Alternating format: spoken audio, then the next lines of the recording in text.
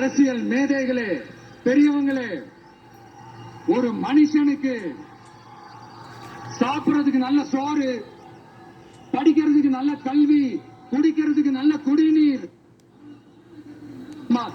மருத்துவ வசதி, வேணுங்கிற இடத்துக்கு போயிட்டு வர்றதுக்கு நல்ல போக்குவரத்து, அதுக்கான சாலை வசதி, பாதுகாப்பான ஒரு வாழ்க்கை, இதுதானே ஒரு மனுஷனுக்கு அடிப்படை தேவை. இன்னைக்கும் இது நம்ம எல்லாருக்கும் இது தேவைதானே. அப்புறம் அதை சரியா செய்வோம்னு சொல்றது தானே சரி. அதனாலதான் சொன்னோம், எது நடைக்கு சாத்தியமோ, எது உண்மையோ அதை மட்டும் தான் சொல்லுவோம், அதை மட்டும் தான் செய்வோம். இந்த திமுக மாதிரி பொய்யான வாக்குறுதிகளை எப்பவுமே கொடுக்க மாட்டோம். புதுசா சொல்லுங்க, புதுசா சொல்லுங்கன்னா என்னத்த சொல்றது எனக்கு புரியலையே. என்னத்த புதுசா சொல்றது?